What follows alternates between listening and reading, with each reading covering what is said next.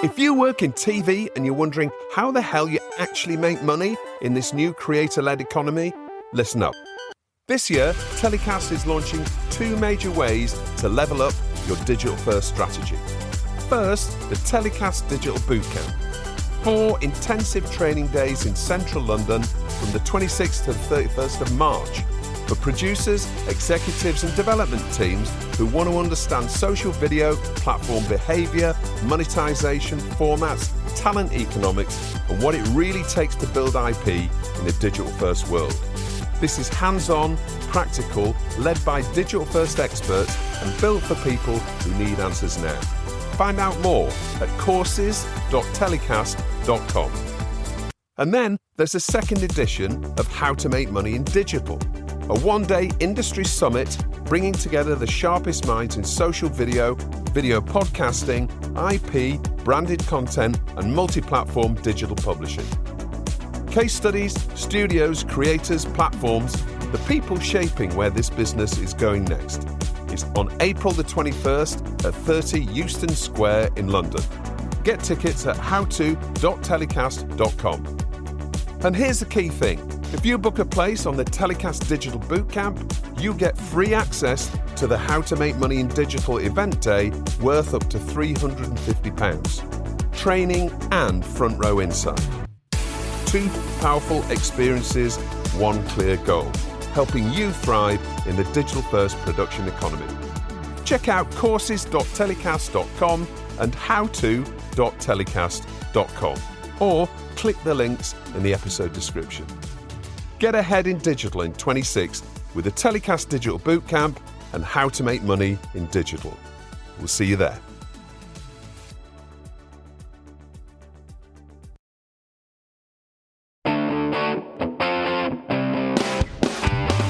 Welcome to another TellyCast. I'm Justin Crosby. Every so often, we produce a show with anonymous contributors as guests. The secret producer aims to get the lowdown on what's really going on in the content industry, as they feel free to share thoughts that might prove difficult otherwise if attributed to them. We use AI tech to keep them secret. This week, we're speaking with 2 secret digital producers as they talk us through the pain points, offer some solutions, and dispel some preconceptions about digital-first production today. So here we go with this week's episode, The Secret Digital Producers. Hope you enjoy the show. So my first guest is a digital-first producer operating in lots of different spaces, and I'm really interested to understand, what the pain points are and the challenges are there. So listen, tell us about, first of all, what's it like being a digital-first producer, a specialist in this area right now? So being a digital-first producer in 2026 feels finally great. It's a time where it's been taken seriously, mostly because the money's moving. We are seeing the traditional industry obviously in decline financially. And so what we're seeing is the money moving into projects that wouldn't have normally been funded, but it's a new way of bridging the gap for channels of broadcasters. We're even seeing streamers coming into the digital first space, buying up podcasts. We've seen Disney and Netflix both announced that they're going to move into the vertical content space. But I think the biggest thing for producers that have been in this space for a while is that finally it feels like there's a bit more respect for what we do as a business, because it's now, the proof is in the pudding of where the audience has moved to and how users are actually being the ones that are driving that forwards. So, for years, I've always seen a lot of traditional, let's call them traditional linear producers or, traditional TV production companies really sort of turning their noses up at digital first because of the budgets, various reasons, but mainly because of the budgets, let's be honest. But it must feel pretty sweet now to be one of the businesses that's on the end of lots of calls, particularly on the back of the BBC now saying they're going to start making content directly for YouTube. Yeah, what's it feel like? Well, you're right, because for years there hasn't been the budget, but there's a difference in this model that I think people are starting to wake up to, and it's something that those that have been building in digital for years have always known about, but it's a very different model to the traditional television model. Traditional TV it's B2B. So you get paid by a channel or a broadcaster to make something. You either manage to get some rights and retain that, and maybe you will make more money through format sales, tape sales, or it might just be work for hire if you're working to a streamer. But the money is, it's finite in a sense, because you're delivering a certain length product and getting a return on that investment. And then that's the way that the subscription and advertising model has funded that. If you work in digital, you know that it might take 3 to 5 years of building something to get to a point where you could start really making some serious money. But digital producers will take that risk. They've got that foresight. They understand how to build audiences, how to create loyal communities, and how to monetize them. That's much more of a B2C model. And what we're seeing with broadcasters is them now having to get their heads around that, because their budgets are in decline, audiences are shifting. I know we still see the BBC celebrate getting 9 million viewers for the Traitors, but if we're being honest, that and Strictly, they're a two-horse show. That's not like having a stable of 20 incredible digital brands that make money monthly all year round. And so there's sort of the world's dividing very quickly. There's sort of two camps. There's the sort of the traditional TV and streamer world, which is about hits. That's about finding big hits and getting those to stand out in a crowded marketplace, and about putting the budget behind those things, and we still see things failing in that space. But then on the sick side, there's the other camp, which is low cost, high volume, always on, building a brand and sticking to what you know and listening to the audience and finding multiple ways of building revenues around things that people love. I think that what we say now is a division, and we're seeing broadcasters going, right, well, I can't afford to be investing in multiple big brands, so I've got to start thinking about spreading my bets, about future proofing. So we've got to start investing into spaces where the audiences are actually moving to. And the truth is, you only have to look at Linear to know that it's not got long left. So with all of the statistics and the constant news coming that digital is on the rise, for me, it feels like that's the thing that is really exciting, and it really is the tipping point.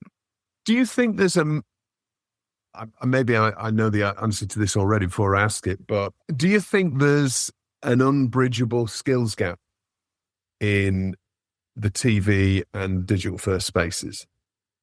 What's really irritating is that for a long time, I don't think the TV industry respected the digital industry. You're those future guys, those little guys doing low budget stuff over there, not understanding that lots of companies were building big multi-million-pound empires through digital publishing and video. And so there was usually a lack of trust of the digital companies being able to make television, which I don't think isn't true. I think there's some incredibly talented producers in the digital space that as good as, if not better than a lot of TV producers, because for a start, they have to make things look better on a lot less money. And so I think rather than the gut instinct from the industry might might be to tell the TV industry to fuck off. But actually, I think the foundations of television production really needed, and is the thing that can help the digital world grow up in a sense and learn from. Having said that, I think that there are parts of it that are wildly different, and so there is a lot of training needed. Certainly unlike for the buying out side, production management, and the social media side. And so you can train TV personnel to become digital, but you need a blend of both, because having digital native crew and staff is invaluable part of production. So if you look at many production companies now, and actually the way a lot of the TV industry is structured, forgetting freelancers for a second, it's really hierarchical, isn't it? There's people who operate in these roles, where it's head of production or whatever those roles are, development producer. That's the role that they've performed for various different indies, either on a freelance basis or they've been in-house for a number of years, and they would never consider doing anything else. But that's all changed, hasn't it? But if you're still working high-end production, high-end TV, then that remains. But the truth is, those jobs are very few and far between. The thing in digital is that the aim of the game is to be as cost effective as you can for your budget. That doesn't mean the budget can't be huge. It just means that you are investing money into something that you want a proper return on. And so in order to really get the most bang for your buck, you've got to have people that really are multi-skilled and have that digital first way of thinking and approaching production. Those things are key. And so you're right. You need people that can do more than one role, people that understand why you're doing what you're doing, people that have second guessed every part of the process so that you can get as much content for your production as possible. Because if you think about the digital world, a lot of the content that you produce is similar to a TV world. You still need to take photographs for your key art, but for posters and for when you're marketing things on the streamer or on ads for shows, in the digital world, you're doing the same, but you're doing it for thumbnails, and then you're A/B testing the best thumbnails to see what's going to stand out in a crowded marketplace on platforms like YouTube. And so having people that really understand why you're doing it's really, really important. I don't think there's enough money anymore to be able to have those individual roles. Certainly not in digital yet. And what about rights? Because this is something, when I speak to digital first producers, there's lots of conversations about rights now, and obviously IP is really key to digital first studios being able to create their own empires and become the super indies of tomorrow. How do you see the rights landscape right now in terms of, if you're dealing with a broadcaster, for example, what are the conversations that you're having and how should they change in the future? Well, I think when you're creating projects on smaller budgets, because you're starting in digital and you're growing IP, that's a brand, whoever you do it with, you need to make sure that if there's not enough money to pay you the real value of that IP in the first place, you need to make sure you get something back for that. When that could either be rights, so you own the digital rights outright, and so that once it's done its license with the TV business, you can do what you want digitally with it.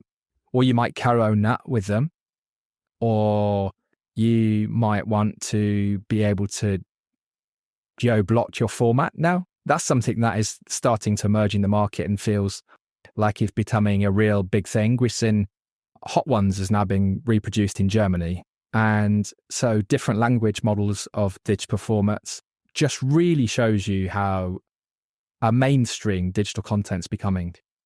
So I think it's really important, and for us certainly, like, we're always looking at how, if we're going to make something cheaper, we've got to find a way of making our money back later. So if we really believe in it, then we want to have that back end on the digital site, because we'll be the ones that knows how to exploit it best. Finally, let's have a prediction. We're 1 month into the new year. I've seen an enormous amount of uptick in the digital first space, even just in the last few weeks. Once everybody's got back, feels like everybody's going, okay, it's our priority now this year. How do you see things changing specifically in the digital first space by the end of the year? You're going to see so much more activity. I think 26 is going to be the real launch pad for broadcasters, rights holders, distributors, all switching onto Lifts now, because the traditional world really is, starting to wane. I know that there's a lot of broadcasters out there that still say that, they still do huge amounts of money, hundreds of millions through their TV revenues. I understand that.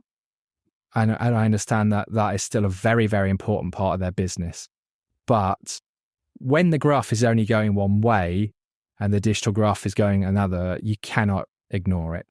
And so you've only got to look to the markets, MIPCOM, MIP London. You look at the Digital Content Forum, how that's grown over the years. It really is a sign of where things are going. Ant and Dec have just launched their podcast into the market. Now, that is a huge signifier if ever I saw them.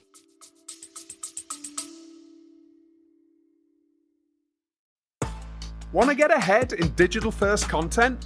The Drop is the go-to newsletter for industry professionals, delivering insider news, trends, and insights straight to your inbox.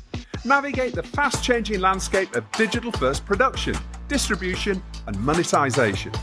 Sign up now for free at dropmedia.co.uk and stay informed with The Drop.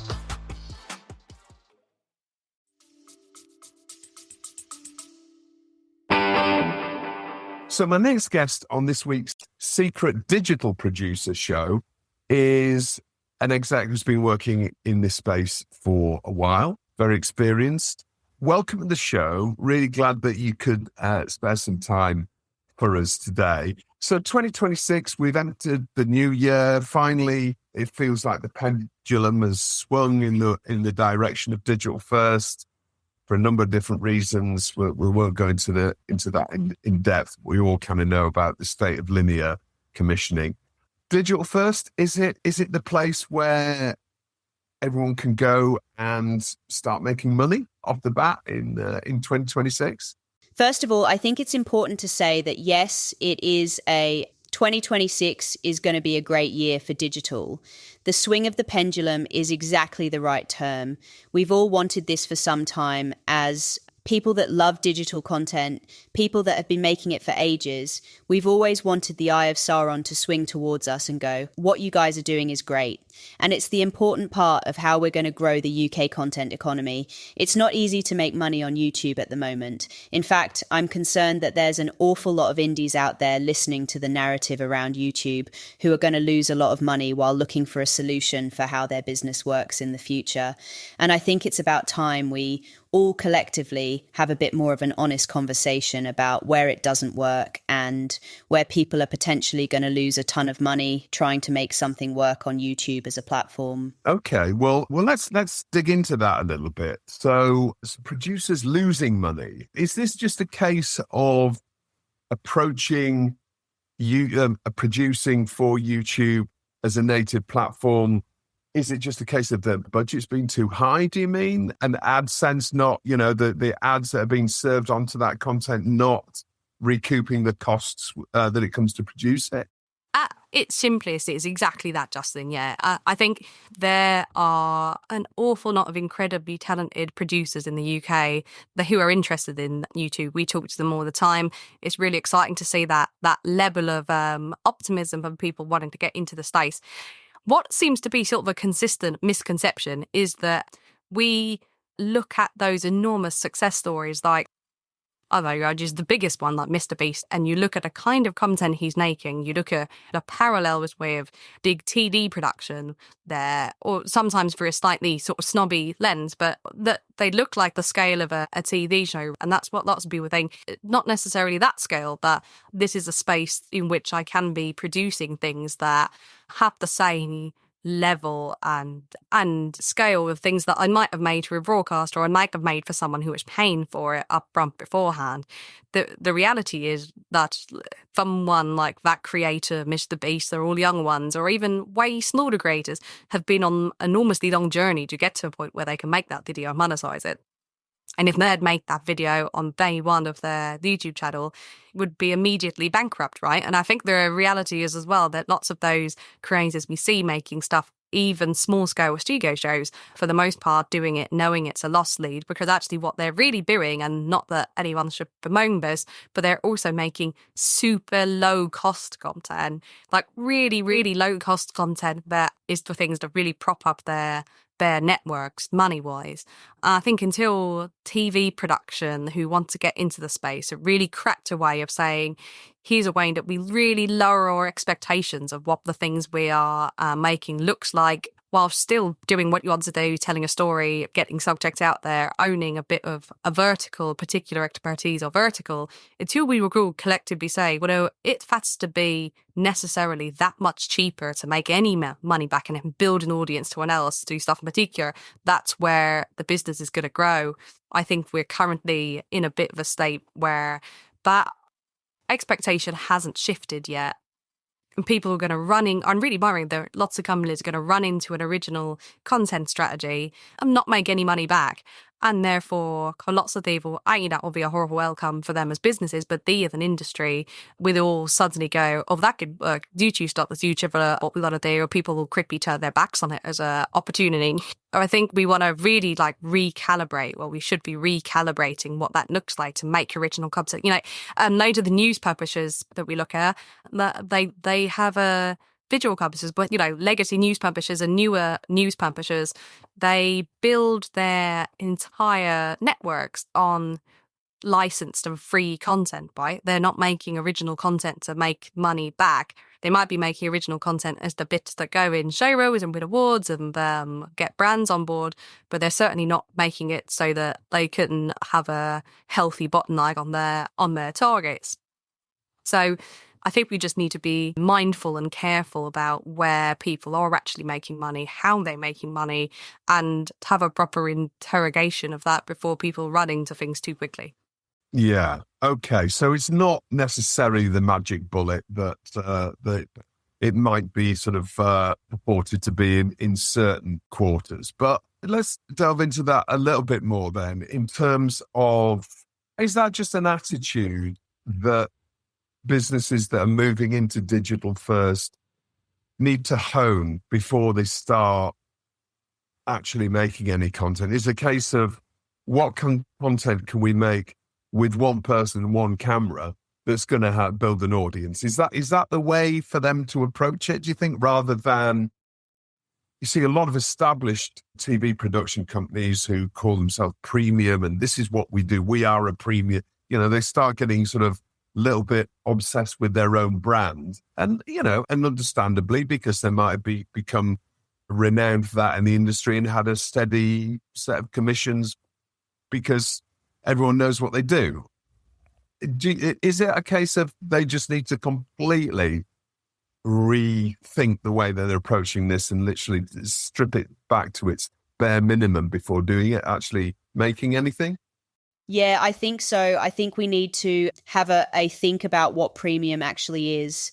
And so sometimes premium doesn't necessarily mean the same formatting or the way something's shot as TV does. I think it could mean the people we have cooking on there and the experts you employ. It could mean a certain approach to a topic. It doesn't necessarily have to mean premium in the way that we think of TV and streaming as premium. Okay.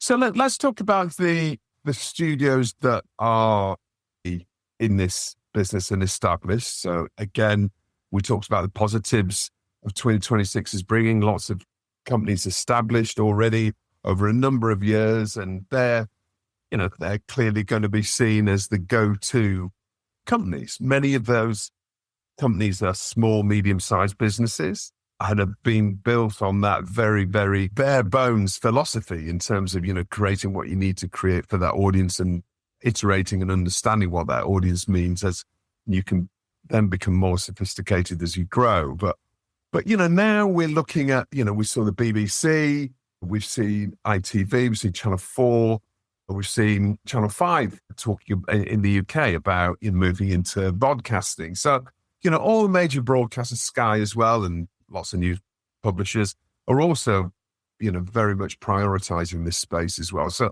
lots of big corporate gorillas coming into digital first. But lots of obviously creativity and success being having by small companies. What do you think, what are the risks there that presents to small studios? Well, it's so exciting that those broadcasters now have digital strategy that feels like it's genuine and here for the long haul and good. Like it is broadly good for small digital indies.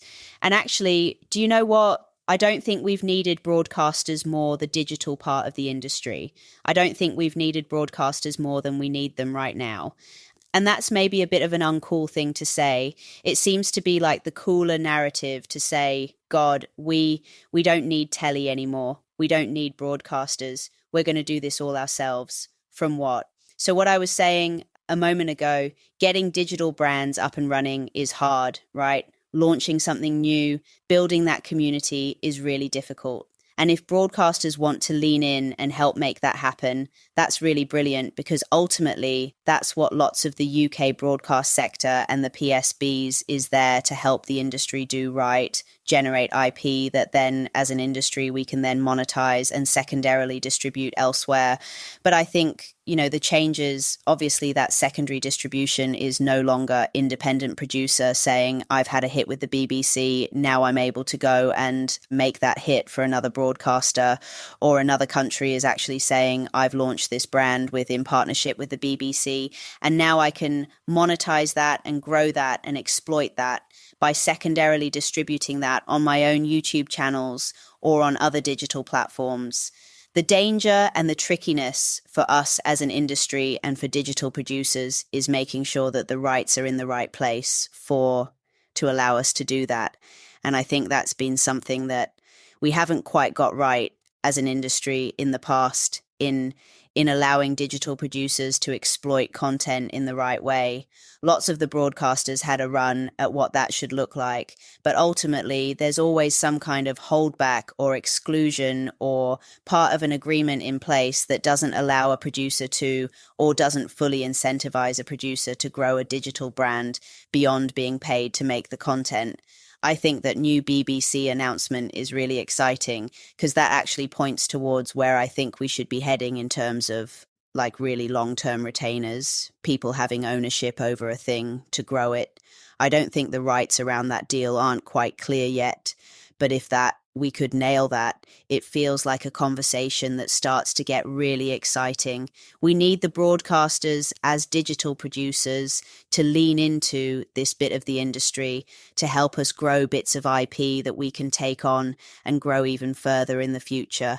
Like I say, that seems to be a bit of an unsexy narrative at the moment where everyone wants to say they don't need broadcasters anymore. But actually, I think we genuinely do. We just need them to get the rights right in order for us all to be incentivized to grow it properly. Okay, so very simply then, what is a typical rights deal now? So if you're making some content for, let's say, Channel 4, what is the rights position? What rights do you retain as a digital indie, a digital studio? And what would they, as the commissioner, if you like, what do they insist on retaining? And what's the impact of that? And what do you want to see next? How do you want to see that evolving through this BBC deal, for example? Well, it's really interesting. That is a very interesting question, and I'm not sure I currently have the answer. But I also think what we should be thinking about as an industry is more, can we have a conversation in the way that, terms of trade is negotiated and discussed rather than how it's currently done, which doesn't seem to be in consultation with those digital indies who are working on the content. I think Channel 4's rights are very good in terms of like the assets that are being created. Producers do retain the rights of, as I believe, I haven't looked at current deal terms for some time, in the assets to come back to them. The thing that I think is interesting, though, is thinking about where value is these days in a digital project. The value is often not in the content you're making, particularly if you're making it specifically for a broadcaster with very specific needs. The value is in the audience you're building and the community, not the content that makes it, if that makes sense. Like, the actual bit of content doesn't have an awful lot of value to a producer. Once it's done, the job of growing a new audience, the audience has grown, is the thing that actually has that value. And what I'd like to see is a conversation down the line with those broadcasters where it's the producer who's making the channel who owns some kind of IP in that channel and it's incentivized to help to grow that channel and retain some rights in the future rather than the content that lives on it. And I think there's a big distinction there, right? We still think of channels analogously as a TV channel, not as a show. Really, a YouTube channel that one is growing is more like a show than it is a broadcast channel, isn't it? So I think right now the rights broadly model those of a TV show commission, whereby you own the right in the asset that's been created in the format around it, rather than the community and the audience you're building, which is actually the job. You know, that's where we are really being signed up to do by those broadcasters. Mm. And so we've talked about this a lot on TellyCast before with a number of different guests about, you know, this idea of the octopus strategy, having your IP in the center and exploiting it across many different platforms. And, you know, in the real world, in terms of like merchandising live, all of these different ways to make money. I mean, where does that currently sit? You know, typically in a digital first deal with a broadcaster currently? So it sits with the broadcaster for the most part, which is tricky, right? The rights to secondarily exploit a brand that you are building. I believe in the lots of the again, a channel level on the show level sits with the broadcaster, which sort of understandably renders a relationship with that broadcaster as quite transactional, in as much as you become, as a producer, you become the person that's delivering the content to sit on that channel rather than someone to grow the channel. I think if you were to self-fund a channel, if you were to self-fund, let's, you know, take something like the Goal Hanger Suite, be incentivized to exploit that brand as much as possible through, as you say, like live merch, etc. Because that's not just growing your revenue line, that's also getting that thing out there as far as possible to as many people as possible. The difference, I suppose, if you are what you are commissioned and signed up to do is deliver that content, is you will deliver that content and you won't be incentivized to go beyond that, to actually grow that thing and make it a success beyond what you deliver as a podcast. Like, you're just not going to be incentivized to do more than the minimum thing you are signed up to. So I think, again, like for me, it's a question of incentivizing producers properly with those rights in order to get them to do more. And I think, understandably, as producers, when times are tough, you're trying to make a margin work. You will just deliver the bare minimum product, right? Unless you're incentivized to do otherwise. So how's that going to happen then, do you think, that sort of switch in rights positions? I mean, it seems like there's a lot of digital first indies out there.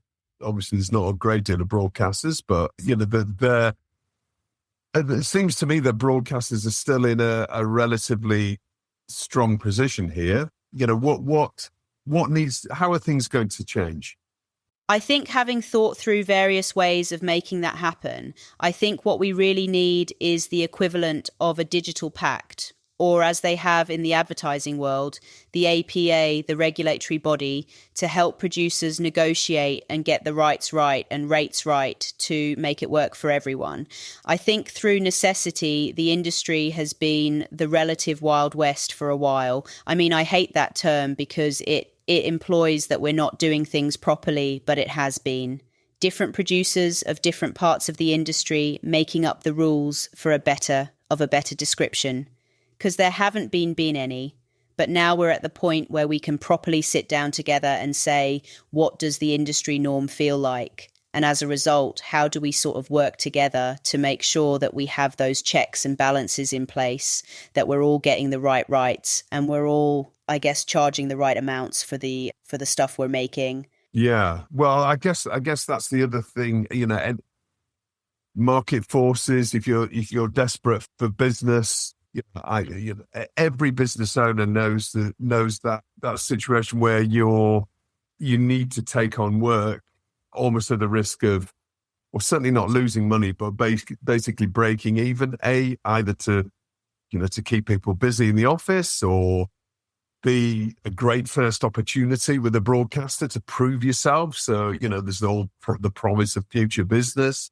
And obviously you can see there's always going to be that because it's a free market. But you're saying there really needs a little bit of knowledge sharing and maybe regulation, or at least some clarity about what people should be charging, and maybe some sort of guidelines really that's shared amongst the group of digital indies out there who are doing this work on a regular basis.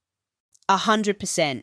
I think like what we've seen over the last couple years in particular, particularly in the branded space, I'd say, where the tendency recently has been for producers to go direct to brands to do work rather than through a media agency for a broadcaster through the more traditional means.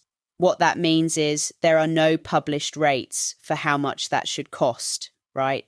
There is a real disparity of what that content is from like a self-shot bit of mobile phone content that a creator would make all the way through to like a 3-day big cinematic shoot with a studio shoots in between somewhere.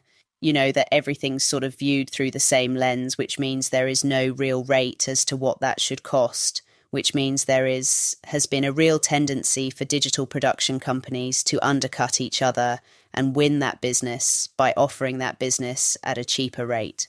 Ultimately, that's only a bad thing for all of us, right? That only ends with either production companies taking the hit and, we've seen people going out of business as a result, or the people making that content, crews, producers, and all the team behind it, not necessarily getting paid the rates they would have got paid in the past for that advertising content. And neither of those things are a good outcome. So, or I suppose the third version or the third outcome there is the content gets worse, and none of us wants that either. So I think from a rights perspective, to have a body who is in the position to negotiate terms and deals and incentivizing deal structures in a way that PACT does for the TV industry. And then from a branded perspective, someone who can really monitor and regulate rates and the fair payment of what we're doing to make sure that we are not a kind of race to the bottom of offering cheaper solutions to people. Those feel like two things we desperately need, and again, naturally need at this point in the digital industry's life cycle, so that we can make it grow as an industry rather than just keep doing the same thing. Yeah. Well, I mean, these things are interlinked, aren't they? Going back to what we were saying earlier on, it's like, the rights position and the incentivization, if you can help build a brand for a broadcaster, but then monetize that and have the opportunity to profit from taking it out on the road, or merchandising, or having a stake in the brand when it's turned into a, consumer good or something like that, then that would make a lot more sense. You can have a sort of broader conversation on that basis, because this is the new content economy, isn't it? I mean, it feels like the deals that are being done are still have a sort of a TV template at the middle of them, and maybe that needs to be, really looked at through the lens of how people are making money in digital today. I think, at the heart of it, it's really super encouraging that what we're doing now is talking about digital content, but what we're rarely doing is talking about the digital industry when we're talking about the progression and the exciting new future with brands and broadcasters. we need to sort of go, now we are on the same page of what people are watching and the kind of ways they're consuming things and what that content looks like. Now we need to go a step further and say, how do we go back to very basics of deal structures, commissioning agreements, rates, understanding of what that takes to make content and start bottom up, like rebuild everything with that knowledge now, using those templates that lots of the creatives that we love have started, but using them not just for the content they make, but the way they make it and how they do all their deals. I think that's, the natural extension, and someone to do that on everyone's behalf. So everything is kept like fair and until equally incentivized, I think would be brilliant. So finally, looking ahead to the rest of 2026, we're already at the end of January. So this is digital is a fast-moving sector. Is there anything that you've seen already in January that makes you think differently about the rest of the year? Or are there any sort of clues you're getting? I mean, obviously the BBC deal was a massive one that is a long time coming.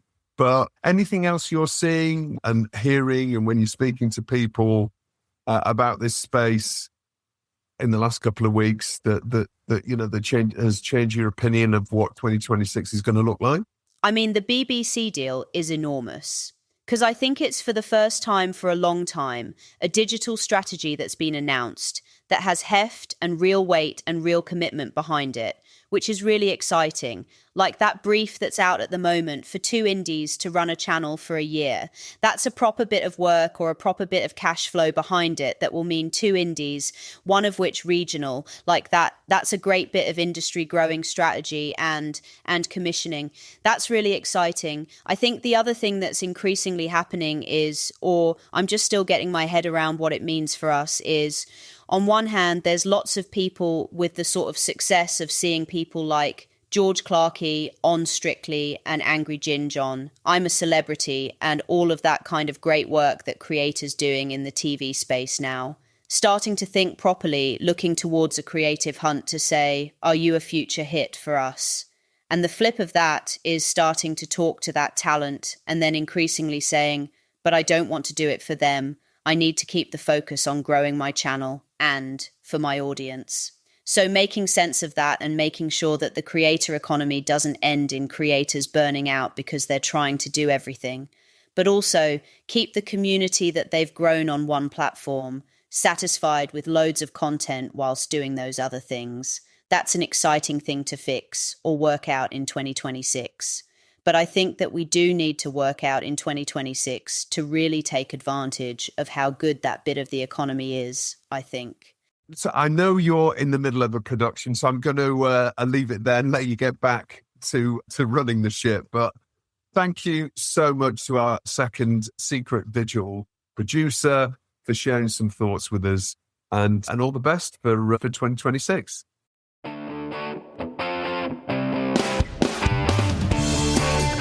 Well, that's all for another week. I hope you enjoyed the show. This week's TellyCast was produced by me. Don't forget to check out the TellyCast Digital Bootcamp website and how to make money in digital via the links in the episode description. We'll see you again next week. Until then, stay safe.